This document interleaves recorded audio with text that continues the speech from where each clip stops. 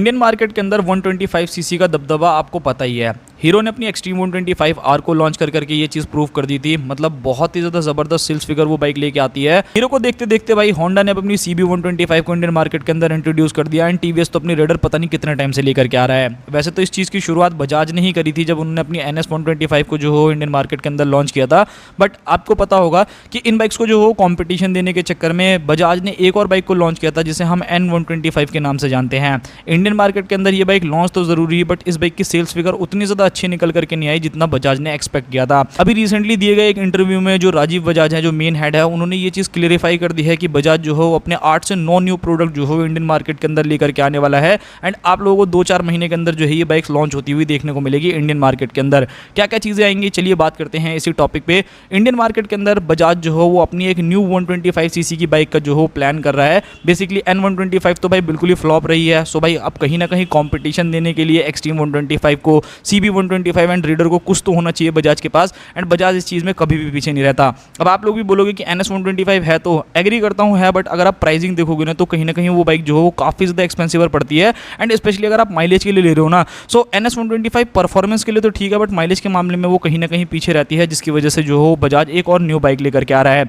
एक और चीज़ मैं आप लोगों को यहाँ पे बता देता हूँ, बजाज की जो ये 125 सीसी की बाइक है, मे भी शायद यहाँ पर जो इंटरव्यू दिया गया था जिसमें वो सारी चीज़ें बताई गई थी, तो हो सकता है कि आपको बजाज के नाम से कोई बाइक ना देखने को मिले या पल्सर ब्रांड के नाम से कोई बाइक ना देखने को मिले। कुछ न्यू नाम जो हो आप लोगों को बाइक्स का देखने को मिल सकता है, और सब ब्रांड जो हो आप लोगों को देखने को मिलेगा बजाज की तरफ से, जो मेरे को लगता है कि काफ़ी बढ़िया है। मतलब पल्सर के नाम पे बहुत सारी पल्सर हम लोगों ने देख ली, कुछ और न्यू प्रोडक्ट्स आएंगे तो और ज़्यादा मज़ा आने वाला है।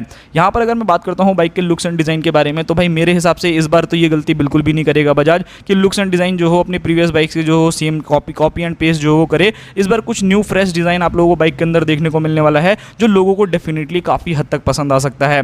वहीं अगर मैं इंजन के बारे में बात करूँ तो ये इंजन कोई बहुत ज़्यादा परफॉर्मेंस ओरिएंटेड इंजन नहीं है। 125 सीसी के हिसाब से या फिर अगर आप कम्यूटिंग सेगमेंट के हिसाब से देख रहे हो, सो मुझे लगता है कि काफ़ी ज़्यादा बेनिफिशियल है। बिकॉज देखो 125 सीसी के आज के टाइम में हुआ क्या है ना, कि जितने भी लोग 125 लेने जाते हैं उनको क्या चाहिए कि भाई बाइक का जो लुक है ना वो बहुत अच्छा होना चाहिए, माइलेज भी मुझे अच्छी मिल जाए, एंड इंजन जो हो 125 सीसी का हो ताकि मेरे को माइलेज भी बहुत ज़्यादा बढ़िया मिले, जिसकी वजह से ही एक्सट्रीम एंड CB जैसी बाइक जो हो काफ़ी ज़्यादा पॉपुलर है इंडियन मार्केट के अंदर। सो यहाँ पर बजाज जो हो आप लोगों को नॉर्मल 125 सीसी का single cylinder air cool engine जो हो ऑफर करने वाला है, जो कि 5 स्पीड गियर बॉक्स के साथ आप लोगों को देखने को मिलने वाला है। एंड उसी के साथ अगर मैं पावर फिगर्स के बारे में बात करूँ तो पावर फिगर्स भी अगर आप लोग देखोगे तो बहुत ज़्यादा एडवांस नहीं मिलेगा, ठीक ठाक जो हो पावर मिलने वाला है, जो कि बाकी कॉम्पिटिटर के हिसाब से आप लोगों को ठीक ही लगेगा। लगभग 12 bhp तक का पावर एंड 11 न्यूटन मीटर तक का टॉर्क जो ये बाइक जनरेट करने वाली है। सो ये एक मेरे को लगता है कि काफ़ी ज़्यादा बढ़िया चीज़ है। एंड बजाज हमेशा इस चीज़ का ध्यान जरूर रखता है कि जो भी बाइक वो इंडियन मार्केट के अंदर लेकर के आता है ना, उसको काफ़ी ज़्यादा अफोर्डेबल रखता है। मतलब अगर आप सेगमेंट के अंदर देखोगे तो भाई बहुत ज़्यादा अफोर्डेबल बाइक्स आप लोगों को मिलती है। आप खुद सोच करके देखो NS 350 जो अभी आप लोगों को रिसेंट देखने को मिली है,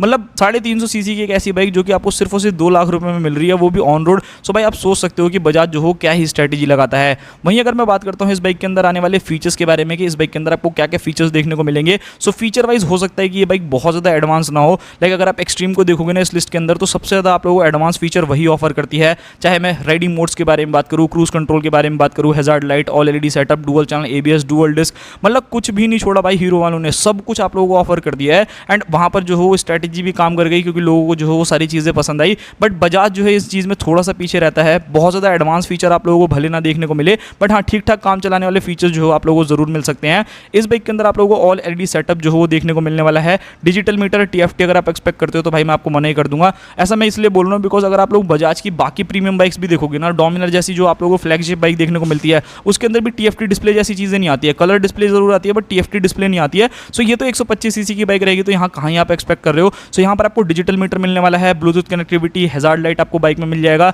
10 लीटर का जो हो फ्यूल टैंक रहने वाला है, सिंगल चैनल ABS के साथ जो ये बाइक आएगी। बाकी जो छोटे मोटे फीचर लाइक ट्रिप मीटर हो गया, गियर इंडिकेटर हो गया, किक का जो हो ऑप्शन आप लोगों को मिलेगा, कंफर्टेबल सीट, ऑब्वियसली 125 सीसी में सीट भी जो हो काफी हद तक कंफर्टेबल जो हो बजाज आपको ऑफर करेगा, ताकि डेली मर्रा जिंदगी में आप लोग जो हो आराम से उस बाइक को यूज कर सको। एंड स्प्लिट सीट का ऑप्शन भी जो हो आप लोगों को देखने को मिल सकता है इस बाइक में। अब देखो बजाज की पल्सर 125 तो ये नहीं रहने वाली, होगी। अब बजाज का तो प्रोडक्ट रहेगा बट सब ब्रांड में किस नाम से लॉन्च किया जाएगा इसके ऊपर अभी इन्फॉर्मेशन नहीं है, बट हाँ इतना ज़रूर कन्फर्म है कि आने वाले 6 से 8 महीने के अंदर आपको ये बाइक जो हो देखने को मिलने वाली है। एंड अगर बजाज 125 सीसी बाइक ला रहा है ना, तो मेरे को मोस्ट प्रोबेबली ये लग रहा है कि भाई बजाज जो है इस बाइक को ना इंडियन मार्केट के अंदर पता है दिवाली के आसपास तक जरूर लॉन्च कर देगा, बिकॉज बजाज को ये चीज़ बहुत अच्छे से पता है कि भाई दिवाली पे जो हो बाइक्स बहुत ज़्यादा सेल आउट होती हैं। सो कहीं ना कहीं ये प्रोडक्ट आप लोगों को देखने को मिलने वाला है इंडियन मार्केट के अंदर। वहीं अगर मैं बात करता हूँ बाकी सभी चीज़ों के बारे में, like brake, suspension, tyre and उसी के साथ प्राइसिंग के बारे में, सो देखो सबसे पहली चीज़ अगर आप ब्रेकिंग देखोगे तो ब्रेकिंग जो हो ठीक ठाक आप लोगों को मिलेगा कंपटीशन के हिसाब से देखोगे। वैसे तो कंपटीशन में जो एक्सट्रीम 125 आर आती है सबसे ज़्यादा अच्छी ब्रेकिंग आप लोगों को उसी बाइक की देखने को मिलती है। यहाँ पर अगर आप लोग बजाज की 125 सीसी की इस बाइक के अंदर अगर आप देखोगे तो लगभग 240 mm की जो हो आप लोगों को फ्रंट के अंदर डिस्क मिलने वाली है एंड रियर के अंदर आप लोगों को 130 mm का जो हो ड्रम ब्रेक देखने को मिलने वाला है। हाँ सिंगल चैनल एबीएस तो ऑब्वियसली आप लोगों को बाइक में मिल जाएगा, तो कोई इशू जो हो बिल्कुल भी नहीं रहने वाला। वहीं अगर मैं सस्पेंशन के बारे में बात करूँ तो देखो जैसे CB 125 आप लोगों को USD ऑफर करती है ना, सो भाई आई डोंट थिंक सो कि बजाज जो है आपको ये चीज़ें देने वाला है। नॉर्मल NS 125 में तो USD आता नहीं है, तो ये तो उससे मेरे को लगता है कि थोड़ी सी नीचे ही रहेगी। सो भाई यहाँ पर आप लोगों को जो हो telescopic suspension and monoshock absorbers जो हो इस बाइक के अंदर देखने को मिलने वाले हैं। टायर साइज के बारे में बात करूँ तो यहाँ पर आपको जो टायर साइज देखने को मिलेगा 90/90 7 इंचेस के आपको फ्रंट में टायर, 120/80 7 इंच के जो हो रियर टायर देखने को मिलेंगे। जो टायर्स के मामले में मेरे को लगता है ठीक है, कोई दिक्कत नहीं है। एक्सट्रीम के अंदर भी अगर आप देखोगे तो कुछ इसी टाइप का टायर मिलता है, CB में तो और पतला आता है, रेडर के अंदर भी उतना ज़्यादा कुछ खास जो हो बड़ा टायर नहीं आता है, तो वो एक सभी चीज़ें जो है यहाँ पर रहने वाली है। वहीं अगर मैं बात करता हूँ इस बाइक के weight, seat height and ground clearance के बारे में, तो समथिंग अराउंड आप लोगों को जो ये बाइक देखने को मिलेगी ना वो 125 किलो के आसपास में देखने को मिलेगी, जो मेरे हिसाब से ठीक है। मतलब बहुत ज़्यादा भारी भी नहीं है, बहुत ज़्यादा हल्की भी नहीं है। डेली मर्रा जिंदगी में जब आप लोग लेकर के चलोगे ना आपको बहुत ज़्यादा मजा आएगा एंड बहुत ज़्यादा जो है इंजॉय कर सकते हो। सीट हाइट भी अगर आप बजाज की देखोगे तो ऐसा बहुत ज़्यादा ऊंची नहीं रहती है, 800 mm की नीचे नीचे जो इनकी जितनी बाइक्स भी आती है ना भाई सबकी इतनी ही सीट हाइट रहती है। सो वो भी एक मुझे काफ़ी प्लस पॉइंट रखता है कि अगर आप एक शॉर्ट राइडर हो तो भी आप इजीली जो है इस बाइक को चला लोगे। तो समथिंग अराउंड 795 mm या 800 mm के आसपास में जो है इसकी सीट हाइट रहने वाली है। सो इजीली जो हो डेली मर्रा जिंदगी में आप लोगों को चलाने के लिए कोई दिक्कत नहीं होगी। ग्राउंड क्लियरेंस देखोगे तो लगभग 170 mm के आसपास में इस बाइक का जो हो ग्राउंड क्लियरेंस रहने वाला है। सो ये भी एक बहुत ज़्यादा बढ़िया चीज़ है।